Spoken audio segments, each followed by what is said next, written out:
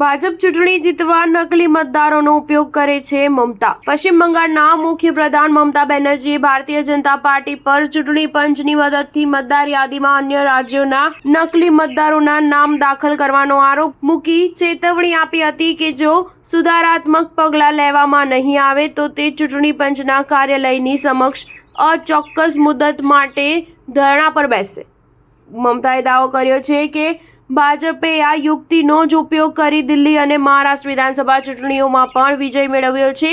Netaji Indore stadium ખાતે TMC state કોન્ફરન્સને સંબોધતા બેનર્જીએ મુખ્ય ચૂંટણી કમિશનર તરીકે જ્ઞાનેશ કુમારની નિમણૂક અંગે પણ ચિંતા વ્યક્ત કરી હતી। મમતાએ આરોપ મૂક્યો હતો કે ભાજપ બંધારણીય સંસ્થા પર પોતાનો પ્રભાવ પાડવાનો પ્રયત્ન કરી રહ્યું છે। મમતાએ આરોપ મૂક્યો છે કે ભાજપ ચૂંટણી પંચની મદદથી મતદાર યાદીમાં ચેડા કરી રહ્યું છે। બેનર્જીએ ચેતવણી આપી છે કે જો મતદાર યાદી સુધારવા માટે જરૂરી પગલાં ભરવામાં નહીં આવે તો તેમનો પક્ષ ચૂંટણી પંચ સમક્ષ ધરણા કરશે।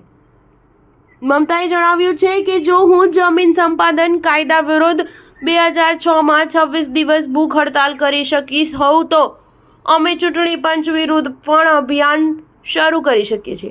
જો જરૂર પડશે તો મતદાર યાદીમાંથી નકલી નામ કઢાવવા માટે અમે ચૂંટણી પંચના કાર્યાલયની સામે અચોક્કસ મુદત માટે દેખાવો કરી શકીએ છીએ। જો કે તેમણે એ સ્પષ્ટતા કરી નથી કે દેખાવ કોલકાતામાં કે નવી દિલ્હીમાં કરવામાં આવશે। મમતાએ આરોપ મૂક્યો છે કે ભાજપે દિલ્હી અને મહારાષ્ટ્રની ચૂંટણી જીતવામાં પણ આ નીતિ અપનાવી હતી।